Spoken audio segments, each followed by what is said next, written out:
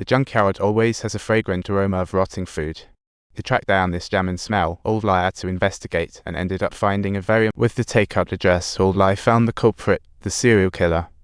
Initially, the man scoffed at Old Lie's questions, claiming he didn't toss that garbage. Reluctantly, Old Lie had to shout for him. Upon hearing this, the man turned pale, as it held the victim's Ayashin's clothes.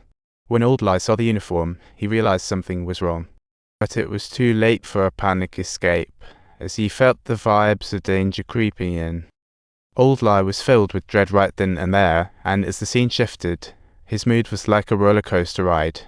Yunjin, wandering and dazed, stumbled back to his apartment, only to be startled by a splash of red liquid in the hallway. Who knew red wine could double as blood art? Oblivious Yunjin casually thought, just a little scare. Meanwhile, the killer finished cleaning up and ordered a pizza, like any good chef. The delivery guy was puzzled, no 10-day gap. Busy customer. He took a couple of curious glances, but saw nothing odd. Leaving, he joked maybe had been watching too many crime shows. The pizza-munching killer headed to the basement, ready to repurpose his door-to-door snack. Shortly after, he returned to the fragrance shop for another suitcase. The shopkeeper raised an eyebrow seeing him again, but kept quiet, thinking, business is booming. Security guard Old Q stepped in, and the management lady told him some tenants had high water bills needing inspection time to play plumber. Old Q nervously agreed, and soon after, while dealing with Old Lie's situation, the killer heard a knock at the door.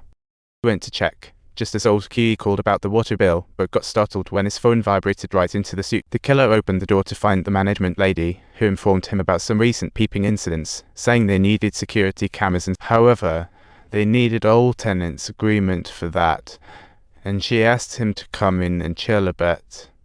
The lady hoped he could join and share his thoughts, but the killer casually dropped he was planning to move. He didn't want to join any meetings. The lady glanced at his packed stuff and confirmed he was indeed moving out. But noticing the lights were still on, she turned them off and scolded him for wasting electricity. She went to open the curtains, and that's when the killer finally snapped, ready to use his weapons to silence this chatty woman. Subtitles.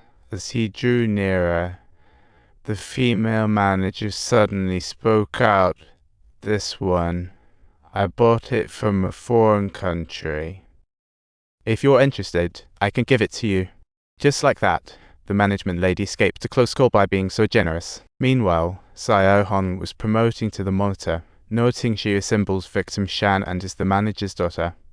Being new to the community, she startled Yunjin, who thought little Shan's ghost had come to visit in broad daylight. After a touch and seeing Sayo Hong's name tag, Yunjin realized this wasn't his kid after all. Sayo Hong helped a gleeful Yunjin upstairs. When they both startled the killer heading out, he was sure she was taken care of. Just as Yunjin was about to close the door, he noticed the guy downstairs peering out, staring oddly at Sayo Hong as she left. After leaving, Sayo Hong planned to give snacks to Old Lie, but as he was absent, she gave them to Old Kiwi.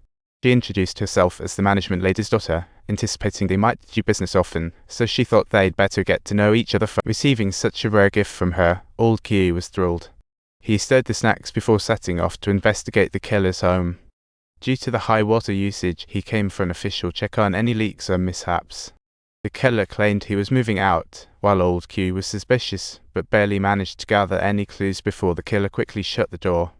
Old Q had planned to leave when he spotted something through the door crack. So he warned if he wasn't let in, the owner and others would be showing up momentarily. Left with no choice, the killer let Old Q in. After a thorough check, however, Old Q found nothing unusual at all. Time fell just as he was about to leave. It suddenly occurred to him that there seemed to be a basement here as well. So he pulled out his phone to check the basement, only to suspect something was amiss inside. Realizing danger was imminent, Old Q quickly grabbed a pipe, but the killer, seeing tools in hand, reconsidered his attack. Old Q played it cool, and with his makeshift weapon, he safely exited the house. Back in the security room, Old Q couldn't help trembling. Knowing he couldn't report it, he was also on the run. Just as he thought he found stability here, trouble struck again, but he really hoped to keep others out of his business. Meanwhile, the killer watched secretly, considering silencing the target before leaving. Suddenly, a cop pulled up beside him, and a guy named Sayama grabbed his neck, angry as the killer had taken his parking space. Subtitles. So that's why Sayama was so furious, and this wasn't their first clash. The killer thought it was a trivial issue, but soon realized how terribly wrong he was. After discovering a thick glob of phlegm had been spat on his car, he didn't really want to ask further, but unexpectedly, Sayama was even more arrogant.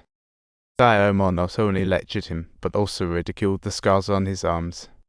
The killer had to hurry and apologize, but plotted to find a new spot to get back into his business. After delivering a harsh lesson, Sayama told him to scram and then stormed off angrily. Don't forget to like and subscribe.